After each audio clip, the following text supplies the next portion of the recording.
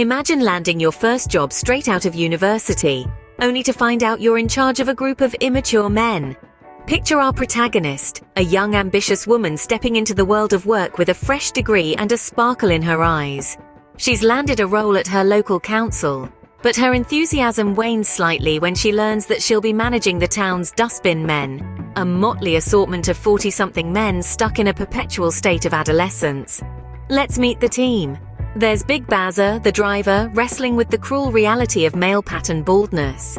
Then there's Little Ben, a loader with a stature as small as his patience, whose body has betrayed him with an unfortunate urine leakage issue.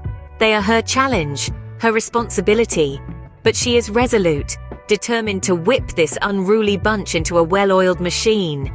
And so begins her journey to turn these men into a coherent team. As if her work problems weren't enough, her personal life too had its own set of challenges. Over a meal with her boyfriend and their friends, she's hit with a serving of disapproval. Not from the bloke she's dating, but his parents. Apparently they're not too thrilled about their son's girlfriend working with the town's dustbin men. As the night progresses, the table talk turns to her work predicaments. She brings up the bin men, especially Little Ben. She mentions his shortness, his goggle eyes, his unusually thick lips. He reminds me of a little monkey when I see him riding on the back of the bin lorry. As the wine flows, she discloses the bin men's multiple misfortunes, including Little Ben's dribble issues. A variety of solutions are bandied about.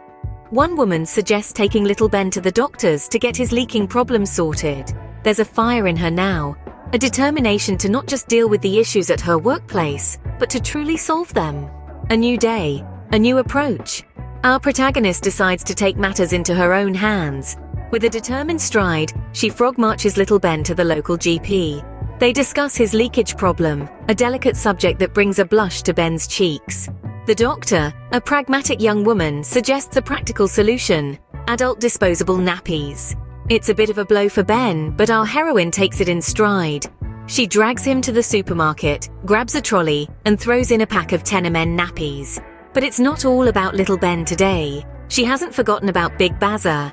A quick detour down the hair care aisle and she's got a wig in hand. A little something to boost Bazza's confidence. Later that day, the GP calls to inform her that some urology students are interested in using Ben for their experiments. Without missing a beat, our heroine saw an opportunity to make some real change. She immediately sent Ben to the college, packaged up in a box and labeled research subject. With a sense of accomplishment, she realizes she's making progress. After all the trials and tribulations, our heroine finds herself in a moment of peace. Far from the clamor of refuse trucks and the whining of 40-something dustbin men, she stands by a serene lake, basking in the glow of a glorious sunset. The air is perfumed with the scent of wildflowers, a stark contrast to the lingering odor of bin juice that she has grown accustomed to. Her boyfriend, a beacon of support amid her chaotic professional life, turns to her. His eyes reflect the setting sun as he declares, "I don't care what my parents think of your job, I want to marry you and raise your babies." Her heart flutters and she accepts, her joy overflowing. Suddenly, and somewhat surprisingly, Little Ben comes to mind. Then, with a twinkle in her eye and a playful smile, she jokes, "Well, I suppose I've already got some experience dealing with nappies." From a fresh graduate to a problem solver, she's come a long way, and she's ready for whatever comes next.